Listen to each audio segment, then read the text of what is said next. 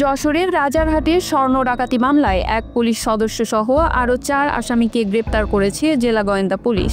সোমবার রাতে তাদের গ্রেপ্তার করা হয়। মঙ্গলবার যশোরের অতিরিক্ত পুলিশ সুপার আবুল বাশার গ্রেপ্তারের তথ্য নিশ্চিত করেছেন। গ্রেপ্তারকৃতরা হলেন সাতক্ষীরা জেলার দক্ষিণ কাছিয়া আনন্দপাড়া গ্রামের জনকীনাথ সরকারের ছেলে গৌরাঙ্গ সরকার, জেলার ইটাগাছা ঘোষপাড়া গ্রামের গণেশ মজুমদারের ছেলে বিকাশ মজুমদার ওরফে বাবু, জেলার উত্তর পলাশপুর গ্রামের আনিচুর রহমানের ছেলে মাহিন রহমান শাওন ও কুষ্টিয়া জেলার মিরপুর থানার আবুরি মল্লিক পাড়ার রাইহানুল হক। তাদের মধ্যে রাইহানুল হক সাতক্ষীরা কোতোয়ালি থানার পুলিশ কনস্টেবল। পুলিশ জানায়, গত 14 জুলাই সকাল 8:10 কয়েকজন ব্যক্তি পুলিশ পরিচয়ে একটি প্রাইভেট কারের গতিরোধ করে। তারা আনন্দ বসু ও তার কর্মচারী রাসেল গাজীকে চোখ বেঁধে হাত করা পড়ায়। পরে তাদের কাছ থেকে 19 ভরি 8 আনা স্বর্ণ অলংকার, নগদ 26,000 টাকা ও 4টি মোবাইল ছিনিয়ে নেন। ভুক্তভোগীদের মনিরামপুর থানাধীন ট্যাংরাখালী এলাকায় ফেলে যায় ডাকাতরা। এ ঘটনায় যশোর কোতোয়ালি মডেল থানায় মামলা রুজু হয়।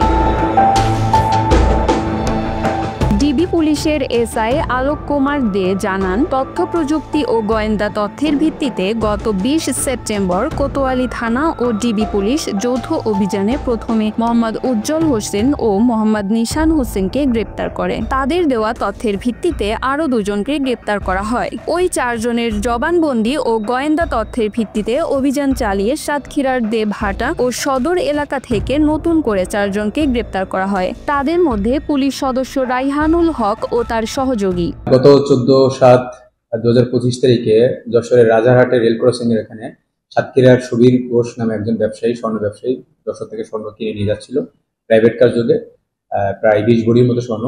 এই স্বর্ণ নিয়ে যাওয়ার প্রাককালে রেল ক্রসিং এর ওখানে তাকে একটি প্রাইভেট কার দিয়ে গতিরোধ করা হয়। গতিরোধ করে তার যে কর্মচারী এবং তার চালক ছিল তাদের গাড়ি থেকে যারা এই যে ডাকাত চক্র তাদের গাড়িতে তাদেরকে উঠায়, তাদেরকে হ্যান্ডকাপ করিয়ে তাদেরকে পুলিশ পরিচয় দিয়ে মনিরামপুরের ট্যাংরাখালী নামক জায়গায় তাদেরকে রেখে তাদের কাছ থেকে যে স্বর্ণ ছিল সেই স্বর্ণ লুট করে নিয়ে চলে যায়। দেখতে পারি যে এই ঘটনার সাথে যে চক্র জড়িত, আপনারা জানেন যে গত সপ্তাহে আমরা তাদেরকে অ্যারেস্ট করেছি এবং তাদের মধ্য থেকে 2 জন বিজ্ঞ আদালতে একটা 24 ধারায় জবানবন্দি দিয়েছে এবং তাদের ঘটনার সাথে আরো জড়িত 4 জনকে সাতক্ষীরা জেলার বিভিন্ন জায়গা থেকে আমরা গ্রেপ্তার করি।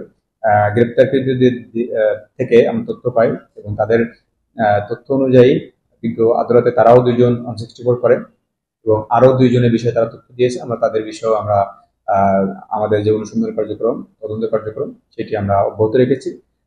এটি আমরা এখনো যাচাই করছি। যেরকম আমরা যে প্রাথমিকভাবে জানতে পেরেছি, এটি আমরা সংশ্লিষ্ট ইউনিটে আমরা চিঠি পাঠিয়েছি, সেখান থেকে জানার পরে সেটা চূড়ান্ত হয়ে যাবে যে আমাদের কোনো পুলিশ বা অন্য কোনো বাহিনীর সদস্য হিসেবে আছে। Bangla affairs news desk.